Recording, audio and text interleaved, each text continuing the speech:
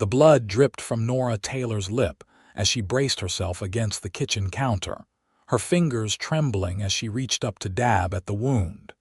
She could still hear Mrs. Blackburn's shrill voice ringing in her ears, accusations flying like the wooden spoon that had struck her face moments before. It was 1875 in Silverdale, Wyoming, and Nora had learned the hard way that housekeepers weren't supposed to have opinions about how to prepare a proper roast. At 20 years old, Nora had been working in the Blackburn household for nearly 8 months, sending most of her meager earnings back to her ailing mother in Ohio. The promise of work in the West had seemed like salvation when the advertisement appeared in her local paper. The reality was a prison of endless chores, constant belittlement, and now, violence. "You'll serve it the way Mr. Blackburn likes it, you simple girl," Mrs. Blackburn had hissed, her perfectly coiffed hair remaining in place despite her violent outburst. "Your country recipes have no place in a civilized home." All Nora had suggested was that the roast would be more tender if cooked at a lower temperature for longer. It had earned her a bloody lip and the promise of no dinner. The back door creaked open, and Nora quickly wiped her face, hoping to hide the evidence of her mistress's temper. The Blackburns were hosting a dinner party that evening, and the last thing she needed was more trouble. "Need some help with those?" a deep voice asked. Nora turned to see Yates Buchanan, one of the ranch hands from the neighboring property, standing in the doorway with his hat in his hands. Tall and broad-shouldered, Yates was known throughout the area as one of the most skilled horsemen in the county. At 26, he had already earned the respect of men twice his age for his work with even the most difficult horses. "Mr. Blackburn sent me to deliver a message," he explained, his eyes narrowing as he caught sight of her injury. "What happened to your face?" Nora turned away quickly. "Nothing. I'm clumsy is all." "That's not clumsiness," Yates said firmly, stepping closer. "Did Mrs. Blackburn do that to you?" Nora remained silent, busying herself with the vegetables she had been chopping. Acknowledging the truth would only make things worse. Mrs. Blackburn was the wife of the wealthiest rancher in the area, and Nora was just a housekeeper with nowhere else to go. Yates set his hat down on the counter. "Let me help you with that, at least."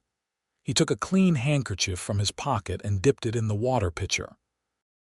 Gently, he dabbed at her lip, his touch surprisingly tender for hands that broke horses for a living. "You don't deserve this," he said quietly. "No one does." Nora's eyes stung with unshed tears. "It's not as bad as it looks." "It's exactly as bad as it looks," Yates replied, his jaw tight with anger. "How long has this been going on?" Before she could answer, Mrs. Blackburn's voice rang out from the parlor.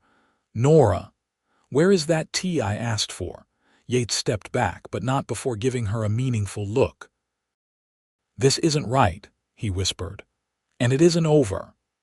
As he walked out, delivering his message to Mr. Blackburn in the study, Nora tried to focus on her tasks.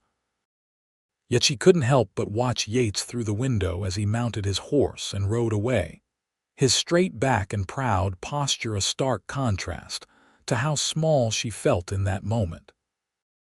That night, after the dinner party ended and the Blackburns retired to bed, Nora slipped out to the back porch for a moment of peace.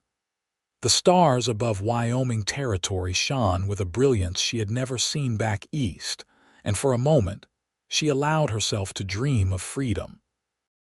The sound of hoofbeats broke the silence. A rider approached slowly, and in the moonlight, she recognized Yates Buchanan. "You shouldn't be here," she whispered urgently as he dismounted and tied his horse to the hitching post. "If the Blackburns find out, I couldn't stop thinking about what happened," Yates interrupted. "I brought something for you." He reached into his saddlebag and pulled out a small jar. "It's witch hazel. My mother swears by it for bruises and cuts." The gesture was so unexpected that Nora felt tears threatening again. "Thank you," she said, accepting the jar with trembling fingers. "But really, you shouldn't have troubled yourself." "It's no trouble," Yates insisted, leaning against the porch railing. "How long have you been working here?" 8 months, Nora replied. "The pay is decent and I need to send money home to my mother. She's ill." Yates nodded. "I understand needing work, but there are other positions, better ones. The Double J Ranch is looking for a cook, and old Mrs. Jenkins treats her staff like family." Nora sighed. "Mrs. Blackburn would never give me a reference now, and without one, who would hire me?" "Mrs. Jenkins would," Yates said with confidence. "She values good people more than fancy letters. I could speak to her." A crash from inside the house made Nora jump. "I have to go." "Please don't tell anyone about this. I can't afford to lose this position, not yet." Yates stepped back reluctantly. "Just think about what I said, and if things get worse—" He hesitated. "My cabin at the edge of the Lowry property has an extra room. It's not much, but it would be safe until you found something else." The offer hung in the air between them, both shocking and tempting. No man had ever shown such concern for Nora's welfare before. "Thank you," she said again, slipping the jar into her apron pocket. "But I'll be fine." Yates didn't look convinced, but he respected her wishes and mounted his horse. "I'll be checking in," he promised before riding away into the darkness. For the next week, Nora applied the witch hazel faithfully, and her lip healed. Mrs. Blackburn seemed to have forgotten the incident, though her usual cutting remarks continued. Nora found herself looking for Yates whenever she was sent on errands into town, but their paths didn't cross again until the following Saturday at the general store. She was selecting fabrics for new curtains Mrs. Blackburn had demanded when a familiar voice greeted her. "Miss Taylor," Yates said, tipping his hat. "Nice to see you in town." Nora couldn't help the smile that spread across her face. "Mr. Buchanan, what brings you to the mercantile today?" "Supplies," he said, gesturing to the list in his hand. "And I'm glad I ran into you. I spoke with Mrs. Jenkins about that cooking position." Nora glanced around nervously, but no one seemed to be paying them any attention. "I appreciate your concern, but as I said, I'm managing." Yates stepped closer, lowering his voice. "The position is still open if you want it, and I saw how Mrs. Blackburn spoke to you at church last Sunday. That's not managing, Nora. That's surviving." The use of her first name sent an unexpected warmth through her chest. "Some days surviving is all we can do, Mr. Buchanan." "Yates," he corrected gently. "And you deserve more than just survival." Their conversation was interrupted by the arrival of Mrs. Blackburn herself, sweeping into the store with her usual air of superiority. "Nora, have you selected the fabric yet? We haven't got all day." Her gaze shifted to Yates, and her tone changed dramatically. "Mr. Buchanan, how lovely to see you. Will you be attending the harvest dance next weekend? I know several young ladies who would be delighted by your company." Yates straightened, his expression cooling. "Good afternoon, Mrs. Blackburn. I'm not sure about the dance yet, madam. You simply must come," she insisted. "Nora, finish up here and meet me at the dressmaker's in 10 minutes. With that, she swept out, leaving an uncomfortable silence in her wake. 10 minutes, Yates mused once she was gone. That's hardly enough time to properly select curtain fabric. Despite herself, Nora laughed. "You sound like you know a lot about curtains, Mr. Buchanan." "Yates," he reminded her with a smile. "And my mother was very particular about her home furnishings." They shared a moment of companionable silence before Nora reluctantly returned to her task. As she was paying for the fabric, Yates slipped a folded note into her basket. "Just in case," he murmured before tipping his hat again and departing. That night, alone in her small room off the kitchen, Nora unfolded the note by candlelight. "The offer stands. Double J Ranch, 1 mile north of town, or my cabin at the eastern edge of Lowry Land.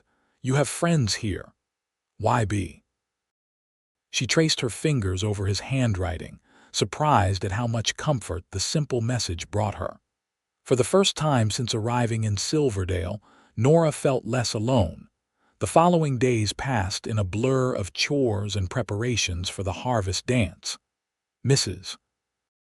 Blackburn was determined to host the most memorable pre-dance dinner in the county, which meant Nora was working from dawn until well past dusk. The workload left her little time to think about Yates's offer, though she kept his note hidden in her Bible, rereading it each night before sleep claimed her. The day of the harvest dance arrived with perfect autumn weather. The Blackburn house buzzed with activity as Nora and 2 girls hired from town for the day prepared elaborate dishes for the dinner guests. Mrs. Blackburn supervised every detail, her criticism growing sharper as the hour of the party approached. "This is too salty," she snapped, tasting the soup Nora had spent hours preparing. "Fix it before the guests arrive or you'll embarrass us all." Nora bit her tongue. "Yes, madam, and these napkins aren't pressed properly. Do them again." "Yes, madam." "And for heaven's sake, do something with your hair. You look like you've been dragged backward through a bramble patch."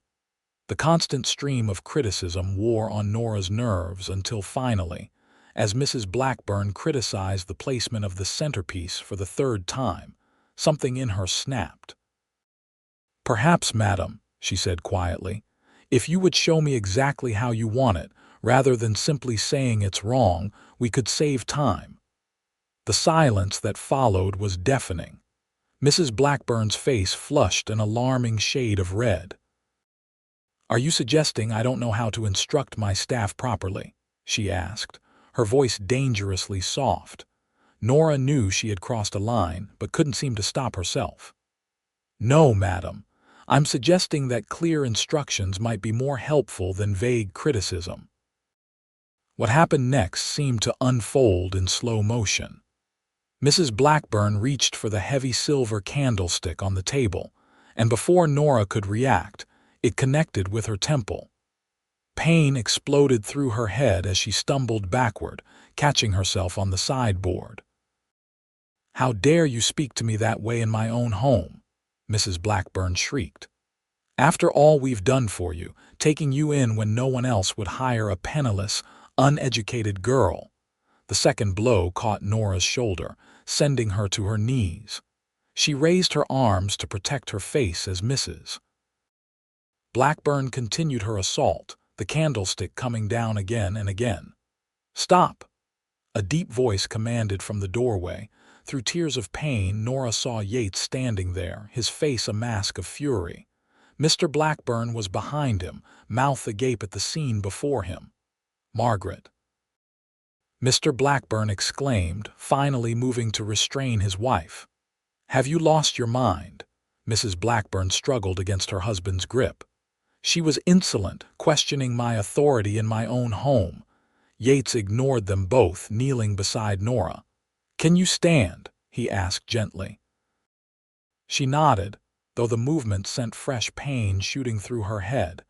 With Yates's support, she managed to get to her feet, swaying slightly. "This is outrageous," Yates said, turning to face the Blackburns. "Striking a defenseless woman over table settings. What kind of people are you?"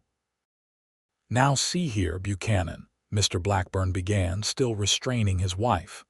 "This is a domestic matter. This is assault," Yates interrupted, "and I won't stand by and watch it happen."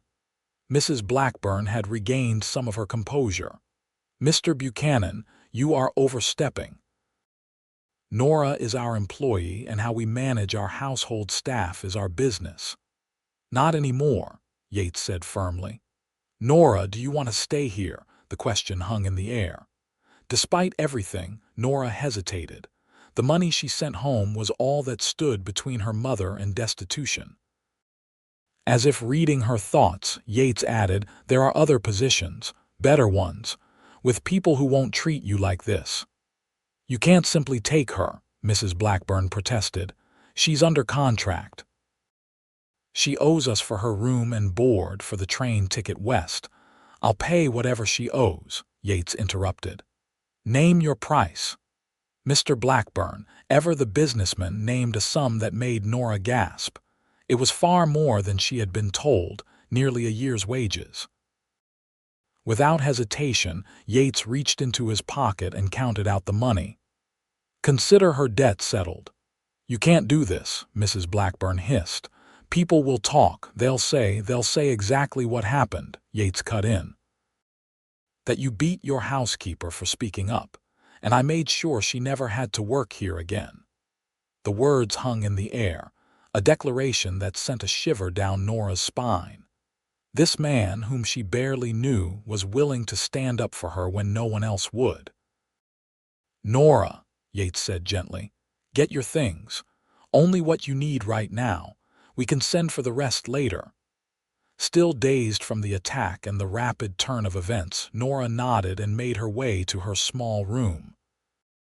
She packed her few personal belongings, her mother's letters, her Bible with Yates's note still tucked inside, a photograph of her family, and a change of clothes. It took less than 10 minutes to pack up the sum of her life in Silverdale. When she returned to the dining room, the Blackburns were nowhere to be seen, but Yates waited by the door, his expression softening when he saw her. Are you sure about this? She asked, suddenly uncertain. It's a lot of money. I'm sure, he said firmly. No amount of money is worth letting this continue. He helped her into his wagon, careful of her injuries, and they set off down the long driveway, away from the Blackburn estate. Nora felt lightheaded, partly from the blow to her head and partly from the sudden change in her circumstances. Where are we going? She finally asked as they passed the town limits. To see Dr. Miller first, Yates replied. That cut on your temple needs attention. Then to Mrs. Jenkins at the Double J, she's expecting us. You already spoke to her. Yates glanced at her, his expression serious.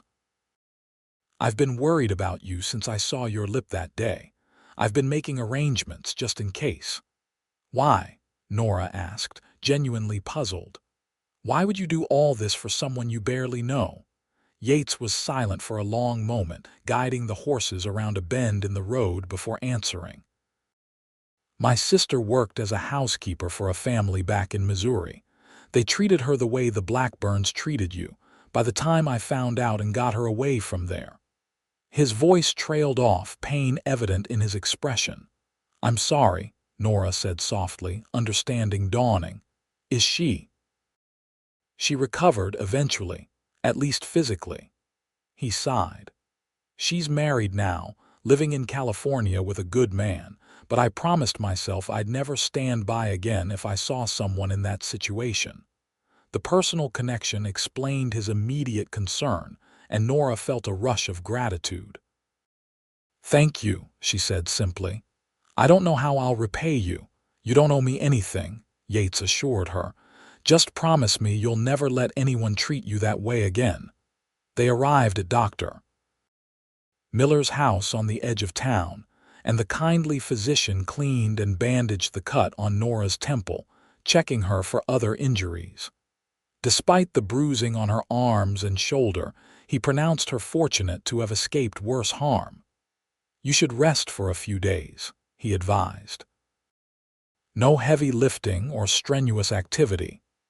She'll have plenty of time to recover, Yates promised, paying the doctor's fee without hesitation. By the time they reached the Double J Ranch, the sun was setting, painting the sky in brilliant golds and pinks. The ranch house was smaller than the Blackburn mansion but welcoming, with smoke curling from the chimney and warm light spilling from the windows. Mrs. Jenkins met them at the door, a plump, gray-haired woman with kind eyes and a no-nonsense manner. She took one look at Nora's bandaged head and ushered them inside without a word. You poor child, she said once they were seated in her comfortable kitchen. Yates told me what happened. Those Blackburns have always put on airs, but I never thought Margaret capable of such cruelty." "I should have left sooner," Nora admitted, "but I need to send money to my mother." "And you will," Mrs. Jenkins assured her. "The position here pays fair wages and you'll be treated with respect. I need someone to help with cooking and housekeeping, and Yates says you're skilled at both." Nora glanced at Yates in surprise. "You told her that," he smiled. "I've tasted your apple pie at the church social. That alone would qualify you." Mrs. Jenkins chuckled. "Well, we can discuss details tomorrow. Tonight you need rest. I've prepared a room for you upstairs." The bedroom was simple but clean, with a comfortable bed and a small writing desk by the window. After weeks of sleeping in the cramped servants' quarters at the Blackburn estate, it felt like luxury. "Thank you, Mrs. Jenkins," Nora said sincerely, "for taking me in like this." "Think nothing of it, dear, and call me Eliza, please. We don't stand on ceremony here." She patted Nora's hand. "Yates will be staying in the bunkhouse tonight, but he usually has his own cabin near the eastern pasture. He's our best horse trainer." After Mrs. Jenkins left, Nora sat on the edge of the bed, trying to absorb the whirlwind of changes. Just hours ago, she had been preparing dinner for the Blackburns' guests. Now, she was free of them, with a new position and a safe place to stay. And it was all because of Yates Buchanan, a man who had seen her suffering and refused to look away. For the first time in months, Nora slept deeply, without fear of being woken by Mrs. Blackburn's imperious bell. The next morning she joined Mrs. Jenkins in the kitchen, eager to make herself useful despite the doctor's orders to rest. "I can at least help with breakfast," she insisted when the older woman tried to shoo her to a chair. "Very well," Mrs. Jenkins conceded, "but nothing strenuous. The men will be coming in from the morning chores soon, and they eat like they've been starving for days." Working alongside Mrs. Jenkins was a revelation. The older woman was efficient without being harsh, offering guidance rather than criticism, and praising Nora's skills with genuine appreciation. By the time the ranch hands began filtering in for breakfast, Nora felt more at ease than she had in months. Yates was among the last to arrive, his hair damp from washing up, his smile warm when he spotted Nora serving biscuits. "You should be resting," he said, accepting a plate with a grateful nod. "I've rested enough," she replied. "Besides, I want to earn my keep here." "You will, Mrs. Jenkins assured her. "But recovery comes first. Doctor's orders." The other ranch hands were curious about the new arrival, but Mrs. Jenkins had apparently briefed them, as none asked about Nora's bandaged head or sudden appearance. Instead, they were polite, even friendly, introducing themselves and complimenting the meal. After breakfast, Yates lingered as the others returned to their work. "How are you feeling today?" he asked, his concern evident. "Better," Nora admitted. "Mrs. Jenkins Eliza has been very kind. She's a good woman. Her husband passed 5 years ago, and she's run the ranch ever since with her son, though James is away in Denver on business right now." Nora hesitated, then asked the question that had been on her mind since the previous night. "The money you paid the Blackburns?" "It was so much." Yates shrugged. "I've been saving for years. I'm buying a piece of land adjoining the Double J. The money was meant for improvements, but this was more important." The casual way he dismissed such a significant sum touched Nora deeply. "I'll pay you back," she promised. "Every cent." "There's no need," he said firmly. "Consider it an investment in justice." Before she could argue further, Mrs. Jenkins called for Yates. "Those new colts won't train themselves, young man." He tipped his hat to Nora with a smile. "Duty calls, but I'll check on you later." As he walked away, Nora felt a curious lightness in her chest, a feeling she hadn't experienced in a very long time. It took her a moment to recognize it as hope. The days at the Double J fell into a pleasant rhythm. Nora's injuries healed quickly under Eliza's care, and she gradually took on more responsibilities in the kitchen and household.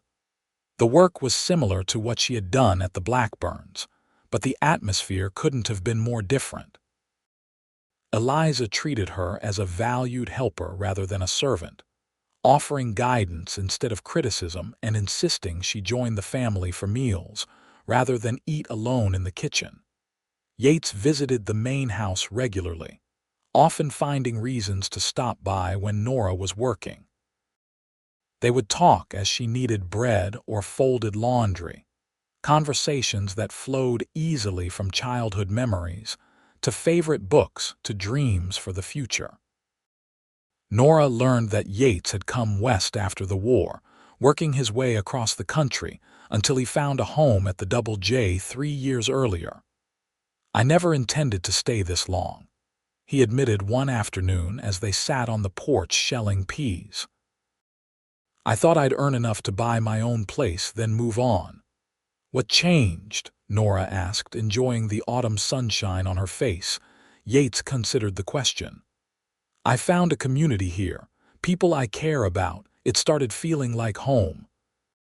His gaze lingered on her face as he spoke, and Nora felt a warm blush rise to her cheeks.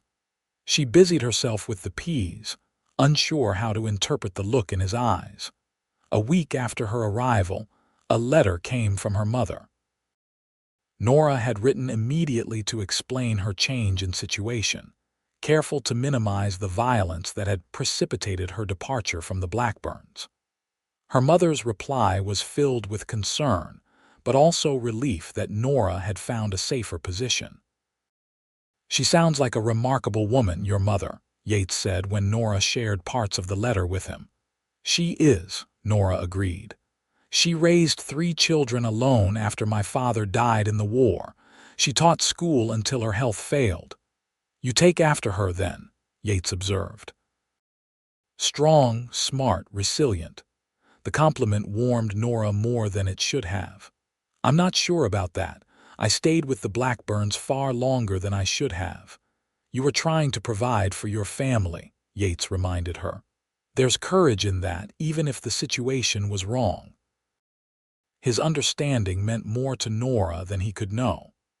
Most men of her acquaintance would have judged her for accepting such treatment, not recognized the difficult choices that had led her there. As September gave way to October, Nora settled fully into life at the Double J. Her first month's wages allowed her to send a significant sum to her mother, along with a letter describing her new home and the kindness she had found there. She mentioned Yates often in these letters, detailing his help with her escape from the Blackburns and his ongoing friendship. "You write about this young man quite frequently," her mother observed in her reply. "Is there something developing between you?" The question made Nora pause. Was there? Certainly, she enjoyed Yates's company more than anyone else's at the ranch. His visits had become the highlight of her days, and she found herself watching for him from the kitchen window as he worked with the horses in the corral. But she had no experience with courtship. Growing up, she had been too busy helping her mother to think much about suitors, and her time with the Blackburns had isolated her from most social interactions. "You're turning into quite the horsewoman," Yates commented one crisp October afternoon as he helped her down from the gentle mare he had been teaching her to ride. His hands lingered at her waist a moment longer than strictly necessary, and Nora felt her heart quicken at his touch. "I have a good teacher," she replied, aware of how close they were standing. "Though I'm not sure Mrs. Jenkins approves of these riding lessons." Yates chuckled. "Eliza approves more than you think. She's been dropping hints about the Harvest Festival next week, wondering if we might attend together." Nora looked up in surprise. "Together, as in?" "As in a courtship, yes," Yates confirmed, his expression suddenly uncertain. "Unless you'd rather not." "I'd understand if it's too soon or if you don't feel I'd like that," Nora interrupted, surprising herself with her boldness. Very much. The smile that spread across Yates's face was worth any amount of impropriety. Good, he said simply. That's good. Word of their planned outing spread quickly through the ranch, with Eliza making no attempt to hide her approval. About time, she declared when Nora confirmed the arrangement. That boy has been mooning over you since the day you arrived. He has not, Nora protested, though the idea sent a pleasant flutter through her stomach. Child, I've known Yates Buchanan for 3 years, and I've never seen him find so many excuses to visit the main house. Before you came, I was lucky if he stopped by once a week for Sunday dinner. The day of the harvest festival dawned clear and cool, perfect weather for the community gathering. Nora spent extra time on her appearance, wearing her best dress, a blue calico that Eliza had helped her alter to fit properly, and arranging her hair in a style more elaborate than her usual practical bun. When Yates arrived to escort her, he stood in the doorway for a long moment, staring as if seeing her for the first time. "You look beautiful," he said finally, his voice slightly rough. "Thank you," Nora replied, accepting the compliment with more grace than she felt. Inside, her heart was racing with a mixture of excitement and nervousness. "You look very handsome yourself." It was true. Yates had traded his usual work clothes for a clean shirt, vest, and his best jeans. His dark hair was neatly combed, though one stubborn lock fell across his forehead in a way Nora found endearing. The festival was held in the town square, with stalls selling food and handcrafted items, games for the children, and a dance platform set up near the gazebo. As they walked among the festivities, Nora was acutely aware of the curious glances thrown their way. News of her departure from the Blackburn household had clearly spread, though the details remained private. "Ignore them," Yates murmured when he noticed her discomfort. "People will always talk." "I know, it's just—" Nora hesitated. "I don't want my presence to cause problems for you." Yates stopped walking, turning to face her directly. "You could never be a problem for me, Nora Taylor. Not ever." The sincerity in his voice silenced her doubts, at least temporarily. They continued their tour of the festival, sampling apple cider and admiring the handiwork on display. When they passed a stall selling hand-knitted scarves, Yates purchased a soft blue one that matched her dress, draping it around her shoulders against the autumn chill. "You don't need to buy me things," Nora protested, though she couldn't help running her fingers over the delicate stitches. "I know," Yates replied with a smile, "but I want to." They were examining a display of carved wooden figures when a familiar voice cut through the pleasant atmosphere like a shard of ice. "Well, if it isn't the ungrateful housekeeper and her gallant rescuer." Margaret Blackburn stood before them, resplendent in an expensive gown, her husband at her side looking uncomfortable. Nora felt herself freeze, the pleasant day suddenly darkened by the woman's presence. Beside her, Yates straightened, his posture protective. "Mrs. Blackburn," he acknowledged coolly. "Mr. Blackburn. I see you've wasted no time in pursuing your interest," Mrs. Blackburn continued, her gaze sweeping dismissively over Nora. "Though I must say, Mr. Buchanan, I expected better taste from you." "Margaret," Mr. Blackburn murmured warningly, but his wife ignored him. "I wonder what people would say if they knew you stole our housekeeper for your own purposes," she continued, her voice carrying just enough for nearby festival-goers to overhear. "Very convenient, paying off her contract and then taking her for yourself." The implication was clear, and Nora felt her face burn with humiliation. Before she could respond, Yates stepped forward, his expression thunderous. "That's enough," he said, his voice low but firm. "You've said quite enough, Mrs. Blackburn, have I?" she replied with false sweetness. "I'm merely making conversation." "You're trying to cause trouble," Yates corrected, And I won't let you upset Nora further. You've done enough damage." Mrs. Blackburn's smile tightened. "Damage." "The girl attacked me with a candlestick. I was defending myself." Nora gasped at the blatant lie. "That's not true." "It's your word against mine, dear," Mrs. Blackburn said coolly. "And who do you think people will believe? The respected wife of Silverdale's most prominent rancher, or a penniless housekeeper with suspicious bruises?" Yates took a step closer to Mrs. Blackburn, his voice dropping even lower. "I saw what happened. I was there. And so was your husband." Mr. Blackburn shifted uncomfortably, avoiding his wife's sharp glance. "If you continue spreading these lies," Yates continued, "I'll make sure everyone in this town knows exactly what happened that day. Every detail. Do you understand me?" The threat hung in the air between them, and for a moment, Nora thought Mrs. Blackburn might explode with rage. Instead, the woman gathered her composure with visible effort. "Come, Harold," she said to her husband. "The company here has become distasteful." As they walked away, Nora released the breath she hadn't realized she was holding. "Thank you," she said quietly to Yates, "though I'm afraid she'll only make things worse now." "Let her try," Yates replied, his anger fading as he looked at Nora. "I meant what I said. I won't let her hurt you again. Not with her hands or her words." The protectiveness in his voice sent a warm current through Nora's veins. No one had ever stood up for her that way before, placing her welfare above social niceties or potential consequences.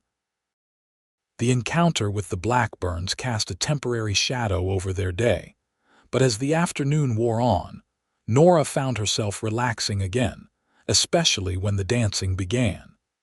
Yates led her onto the platform for a lively reel, his hand warm and steady on hers. "I should warn you," she said as they took their positions, "I'm not much of a dancer." "Neither am I," Yates admitted with a grin. "We can be terrible together." In truth, he was far more graceful than he claimed, guiding her through the steps with confident ease. By the third dance, Nora was laughing, caught up in the music and the joy of movement. When the musicians shifted to a slower waltz, Yates drew her closer, one hand at her waist, the other holding hers against his chest. "Is this all right?" he asked softly as they began to sway. Nora nodded, unable to find words for the feelings swirling through her. Being held by Yates felt right in a way she couldn't explain, as if she had found a place she belonged after a lifetime of searching. As the sun began to set, painting the sky in brilliant oranges and pinks, they found a quiet spot on the edge of the square to watch the colors deepen. "Thank you for today," Nora said, wrapping her new scarf more snugly around her shoulders. "Despite the Blackburns, it's been wonderful." "It has," Yates agreed. He hesitated, then added, "I've been meaning to tell you, the land I mentioned adjoining the Double J, the sale is final. It'll be mine officially next week." "Yates, that's wonderful news," Nora exclaimed. "You must be thrilled." "I am. It's good grazing land with a creek running through it and enough timber for building." He paused, seemingly gathering his courage. "I've been drawing up plans for a house. Nothing fancy but solid, large enough for a family someday." The implication hung in the air between them, neither quite ready to address it directly but both aware of its presence. "It sounds perfect," Nora said softly. "Your own place at last." "Our ride home takes us past it," Yates said. "Would you like to see it? The land, I mean." "It's quite beautiful at sunset." "I'd like that very much." The property was indeed beautiful, rolling grassland nestled against a backdrop of distant mountains, with cottonwood trees following the winding path of the creek. Yates helped Nora down from the wagon, and they walked together to a small rise that offered a view of the entire property. "The house will go there," Yates said, pointing to a flat area near the creek, "with the barn and corrals just beyond." The south pasture is perfect for the horses I'm planning to breed." As he described his vision, Nora could almost see it taking shape: the tidy house with smoke curling from the chimney, horses grazing in the meadow, children playing by the creek. It was a compelling picture of a future she had never dared to imagine for herself. "It's beautiful," she said honestly. "You've chosen well." Yates turned to face her, his expression suddenly serious. "Nora, I know we haven't known each other long and I don't want to rush you. But I want you to know that my feelings for you are genuine. They have been since that first day in the Blackburn's kitchen, when I saw your spirit despite everything you were enduring." Nora's heart pounded in her chest as he took her hands in his. "I'm not asking for promises yet," he continued. "Just a chance to court you properly, to see if what I feel, what I hope you might feel too, could grow into something lasting." In that moment, with the sunset painting the landscape in gold and Yates's earnest face before her, Nora knew her answer with absolute certainty. "Yes," she said simply. "I'd like that very much."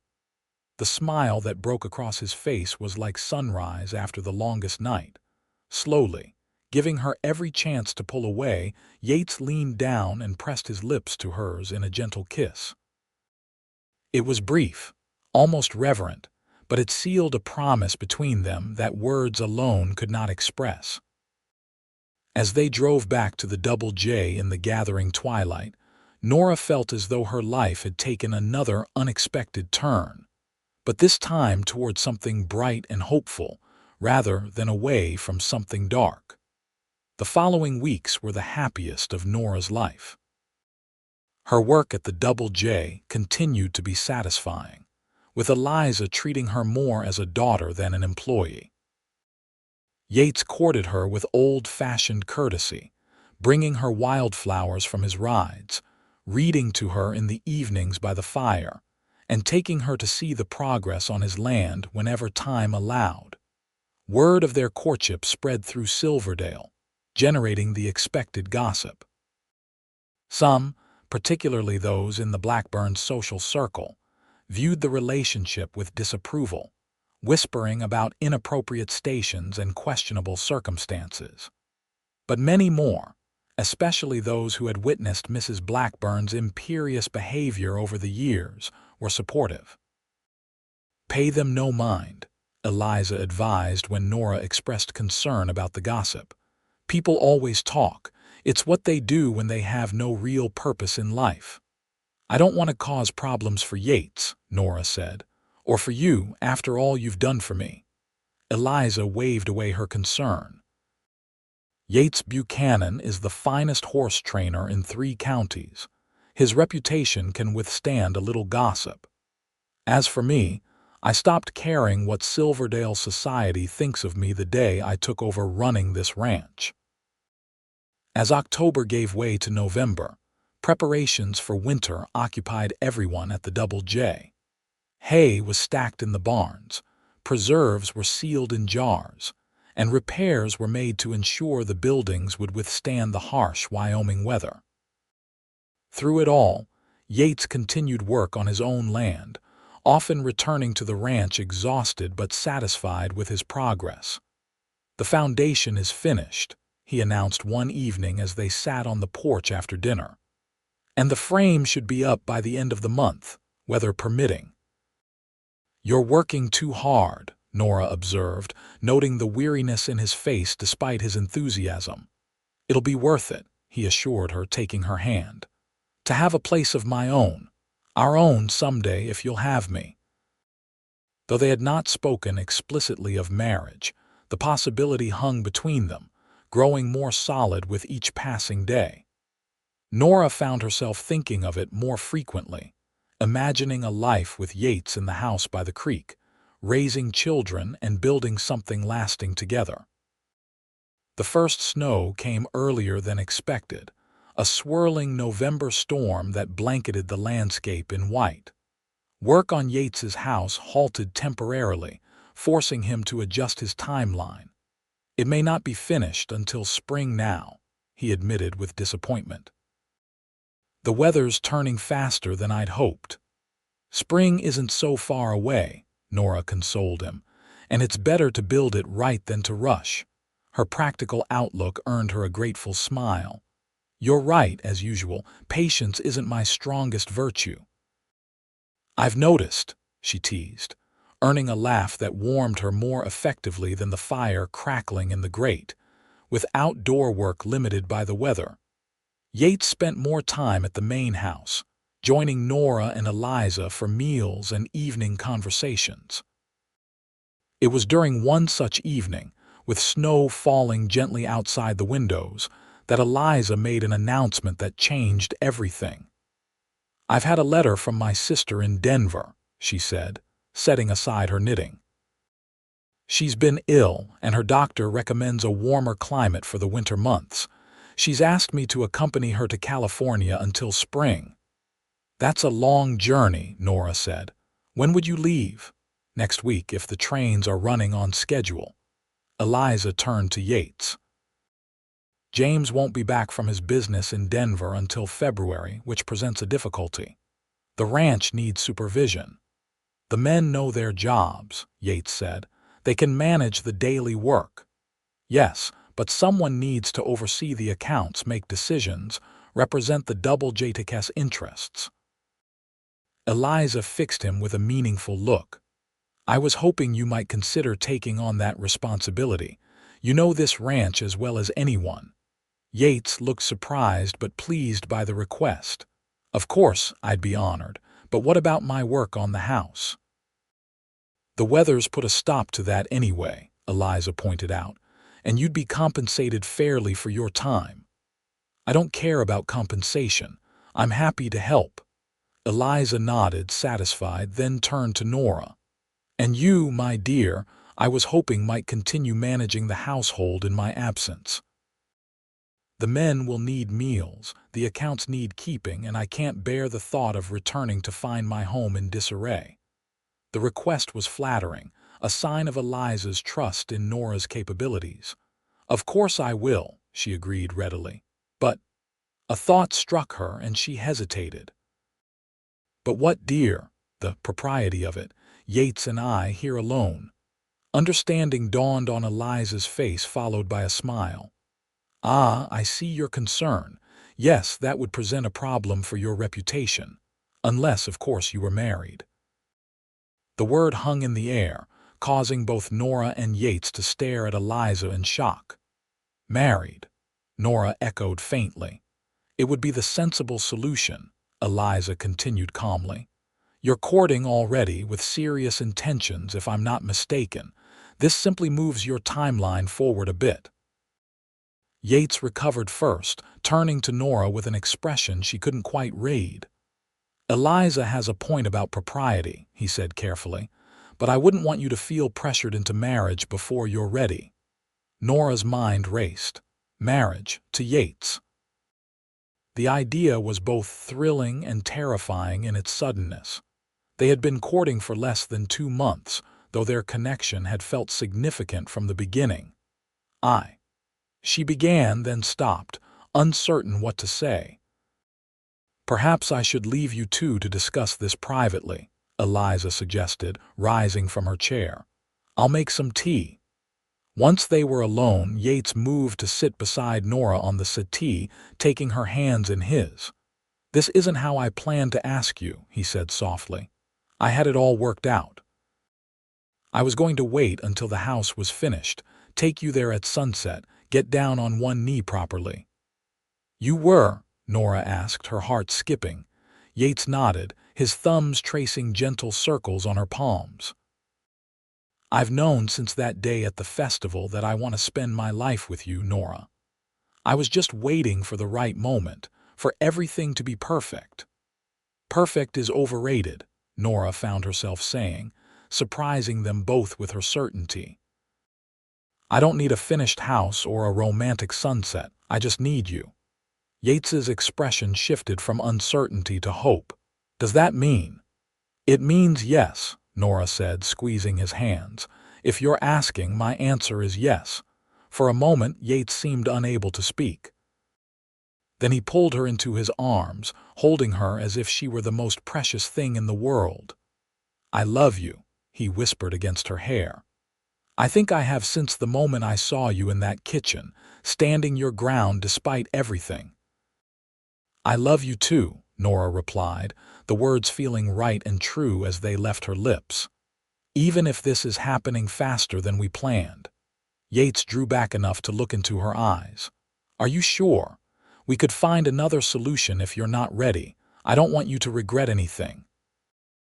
"The only thing I would regret is waiting for some arbitrary right time when I already know what I want," Nora said firmly. "Life is too unpredictable to postpone happiness when it's right in front of you."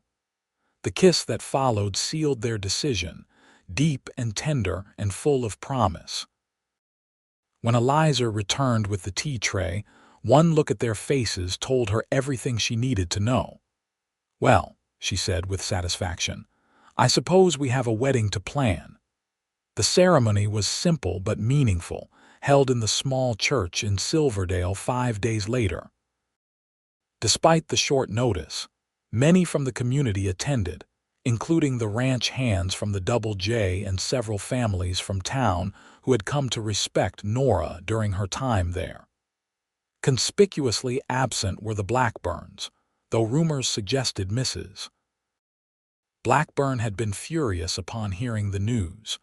Nora wore a dress of deep blue velvet, a gift from Eliza, with a lace collar that had belonged to the older woman's mother. Her hair was adorned with white winter berries, and she carried a small bouquet of evergreen sprigs tied with ribbon. Yates waited for her at the altar, looking both nervous and elated in his best suit. When she reached his side, he took her hands in his eyes never leaving her face as they spoke their vows before God and the community. "I, Yates Buchanan, take thee, Nora Taylor, to be my wedded wife." The words were traditional, but the emotion behind them was anything but ordinary. Nora felt tears gathering in her eyes as she repeated her own vows, promising to love and honor this man who had changed her life in so many ways. "I now pronounce you man and wife," the minister declared. "What God has joined together, let no man put asunder." Yates's kiss was tender but held a promise of deeper passion, appropriate for the setting but hinting at the private moments to come. As they turned to face the congregation as husband and wife, Nora felt a sense of rightness wash over her. This was where she belonged. The celebration afterward was held at the Double J, with tables set up in the main room and food prepared by Nora and the women from neighboring ranches. There was music and dancing, laughter and congratulations, and through it all, Yates kept Nora close, his hand often finding hers as if to reassure himself that she was really his wife. As the evening wound down and the guests began to depart, Eliza approached the newlyweds with a small wrapped package. "A wedding gift," she said, pressing it into Nora's hands. "Though in truth, you two are a gift to each other and to me. I couldn't have left the ranch in better hands." Inside the package was a silver picture frame containing a beautifully rendered sketch of the Double J Ranch house, with the mountains behind it and horses grazing in the foreground. "It's beautiful," Nora said sincerely. "Thank you, Eliza, for everything." The older woman embraced her warmly. "You have brought life back to this place, my dear. And more importantly, you have brought joy to a good man who deserves it." With Eliza departing for Denver the following day, the newlyweds found themselves suddenly in charge of the Double J Ranch, a responsibility they approached with equal parts trepidation and determination. "We can do this," Yates assured Nora as they stood on the porch, watching Eliza's carriage disappear down the road. Together, and they did. The winter months brought challenging snowstorms that isolated the ranch for days, a sickness among some of the cattle that required constant attention, pipes that froze and had to be thawed, but they faced each one as a team. Yates handled the outdoor work with the other ranch hands, while Nora managed the household and kept the accounts with meticulous care. In the evenings, they would discuss the day's events over dinner, making decisions together about ranch operations and planning for the future. Their life together as husband and wife was a revelation for both of them. Nora discovered in Yates a partner who valued her opinions and respected her intelligence, who never sought to control or diminish her. Yates found in Nora a strength that complemented his own, a practical wisdom that balanced his occasional impulsiveness, and a depth of feeling that continued to surprise him. And in the privacy of their bedroom, they discovered a physical connection that matched their emotional one, passionate and tender by turns, growing deeper with each passing night. When the weather began to improve in late February, Yates resumed work on their house, now with help from several of the Double J Ranch hands who volunteered their time in appreciation for the couple's leadership during the winter months. "It's really happening," Nora marveled as walls rose and a roof took shape. "Our home." "It is," Yates agreed, his arm around her waist as they surveyed the progress. "Though I've come to realize something these past months." "What's that?" "Home isn't just a place." He turned to face her, tucking a strand of hair behind her ear. "It's wherever you are." The sentiment brought tears to Nora's eyes. "I feel the same way. After years of not belonging anywhere, I finally feel like I've found where I'm meant to be." The arrival of March brought with it James Jenkins, Eliza's son, returning from his extended business trip in Denver with news that his mother would remain in California until late spring, as his aunt's health was improving but still delicate. "She sends her love," he told Nora and Yates, "and her complete confidence in you both. From what I can see, it was well placed. The ranch looks better than ever." "We've tried to care for it as if it were our own," Nora said. James smiled. "According to my mother's letters, she's hoping you'll consider making that arrangement more permanent. She suggested I focus on our mining interests in Colorado, while you two continue managing the ranch operations here." The offer was unexpected but not unwelcome. Yates looked at Nora, silently seeking her opinion. "We would need to discuss it," she said carefully. "We're building our own place and eventually we hope to start a family." "Of course," James agreed. "Take your time. The offer stands whenever you're ready to consider it." That night, as they lay together in the quiet darkness of their room, Yates and Nora discussed the possibility. "It would be a good opportunity," Yates acknowledged. "The Double J is already established with a reputation for quality stock. Building our own ranch from scratch would be much harder, take longer." "But the land is yours," Nora pointed out. "Your dream." "Our dream," he corrected gently. "And maybe there's a way to have both. We could live in our house but manage the Double J. Or eventually merge the operations, expand both properties." Nora considered this, appreciating as always how Yates included her in every decision, treating their marriage as a true partnership. "Whatever we decide," she said finally, "we'll do it together." Yates pulled her closer, pressing a kiss to her forehead. "Together. I like the sound of that." April brought rains that turned the landscape vibrant green, and with the improved weather came faster progress on their house. By the end of the month, it was nearly complete, a sturdy two-story structure with a wide porch wrapping around three sides, large windows to capture the sunlight, and a stone fireplace that would keep them warm through Wyoming's harsh winters. "It's perfect," Nora declared as Yates gave her a tour, describing where each piece of furniture would go and the improvements he still planned to make. "Absolutely perfect." "There's one more thing I want to show you," Yates said, leading her upstairs to a small room adjacent to the master bedroom. "I thought this could be a nursery. Someday, when we're ready."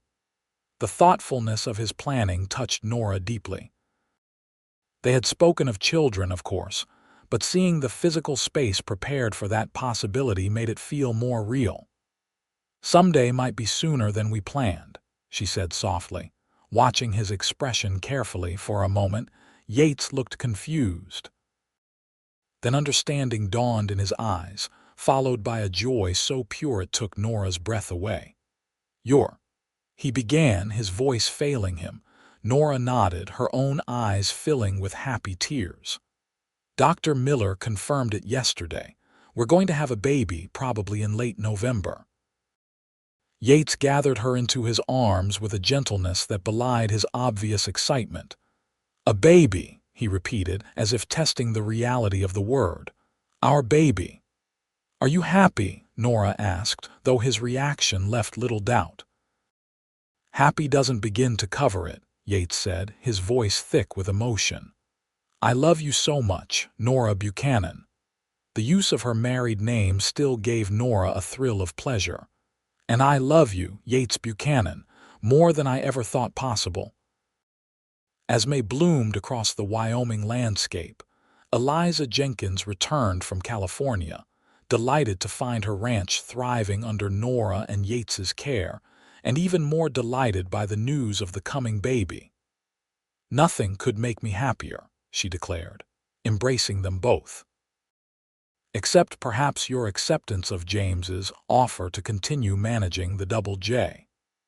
After much discussion, Nora and Yates had decided to accept the position, with the condition that they would live in their own home and maintain their independence while overseeing both properties. "We would be honored," Yates told her. "Though we plan to move into our house next week, it's finally ready." "As it should be," Eliza agreed. "Every family needs its own home, its own foundation." The move to their new house was a joyous occasion, with friends from the Double J and neighboring ranches helping to transport furniture and household goods. By sundown, Nora and Yates found themselves alone at last in the home they had created together. "Welcome home, Mrs. Buchanan," Yates said, sweeping her into his arms to carry her across the threshold in the traditional manner. "I thought we already did that part when the house was finished last week," Nora laughed, though she made no move to leave his embrace. "I'm a traditional man," Yates replied with a grin. "And I wanted to do it right, just the two of us." He set her down gently in the middle of their new living room, where the fireplace was already burning cheerfully against the evening chill. "What do you think?" he asked, a touch of nervous pride in his voice. "Now that it's really ours."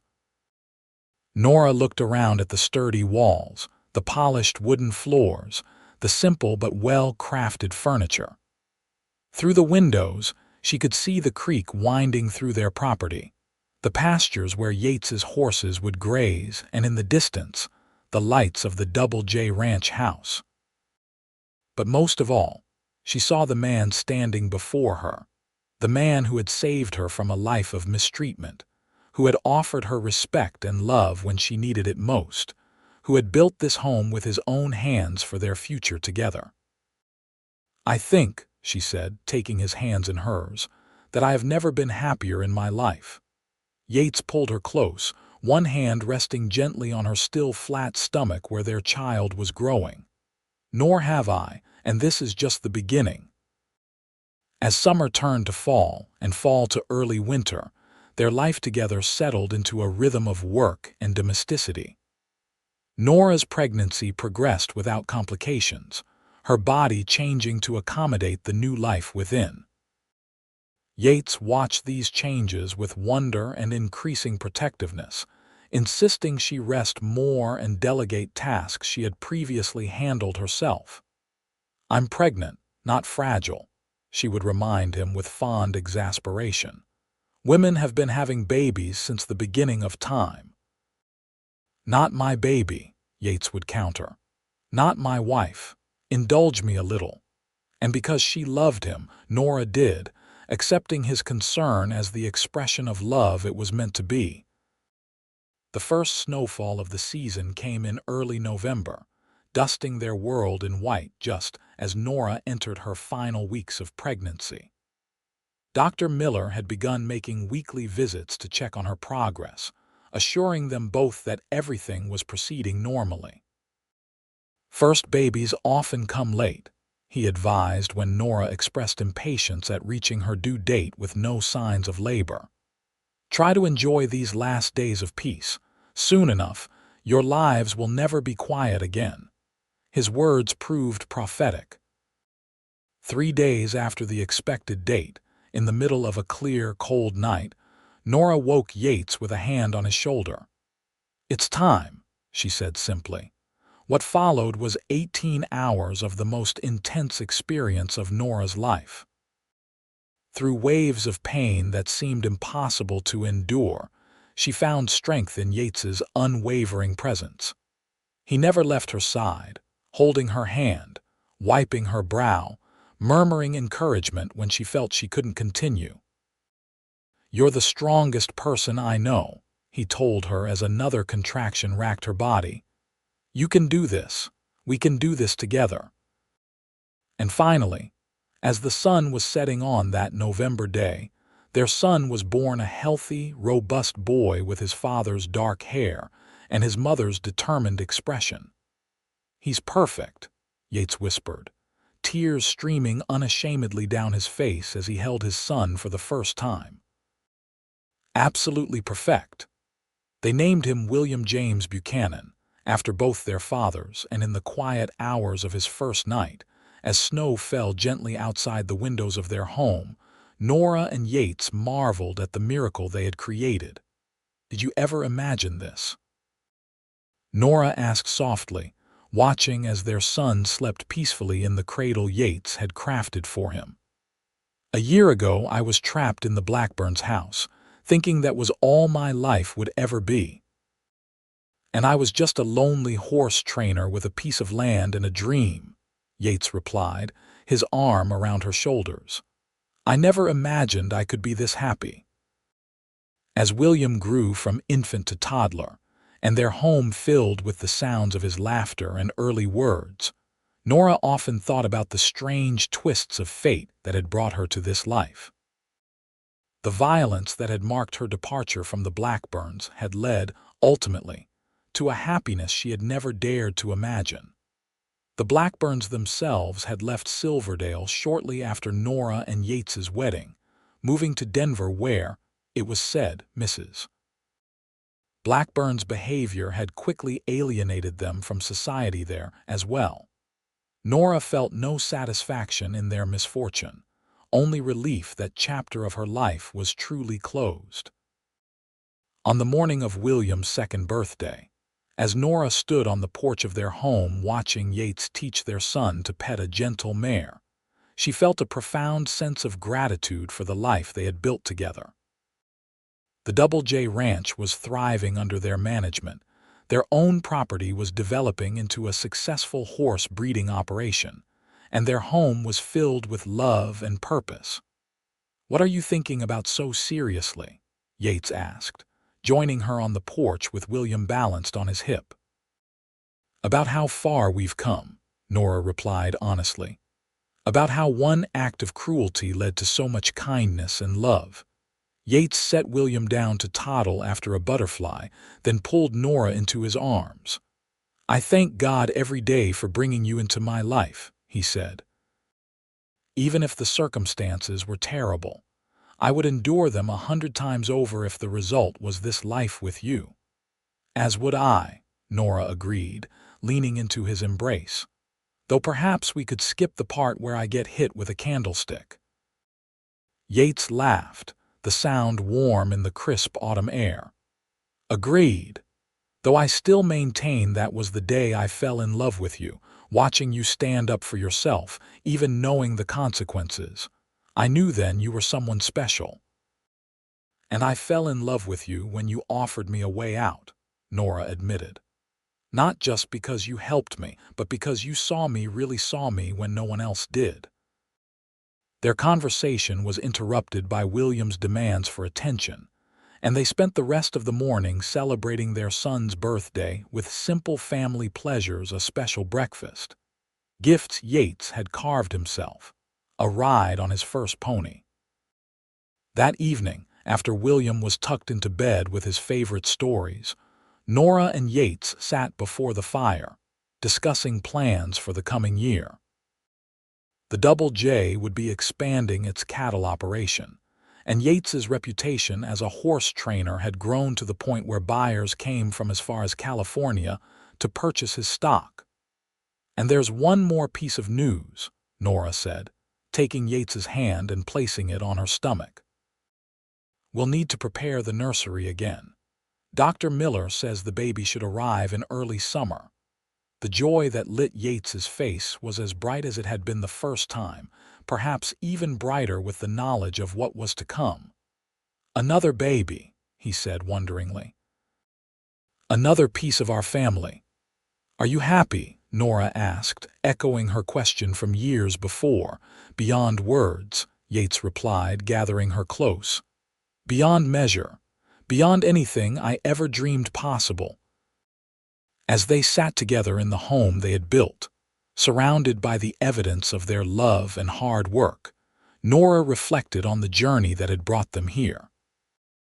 From a housekeeper beaten for speaking her mind to a beloved wife, mother, and respected member of the community, it was a transformation she could never have predicted. And at the center of it all was Yates, the cowboy who had made sure she never worked for the Blackburns again, who had seen her value when she couldn't see it herself, who had offered her a chance at a different life and then built that life with her, day by day, choice by choice, love by love. "I love you," she whispered, the words as true now as the first time she had spoken them. "And I love you," Yates replied, his arms tightening around her. "Today, tomorrow, and for all the days to come." Outside, snow began to fall, soft and silent, blanketing their world in white. But inside their home, warmth and love prevailed, the hard-won happiness of two people who had found in each other exactly what they needed, exactly when they needed it most.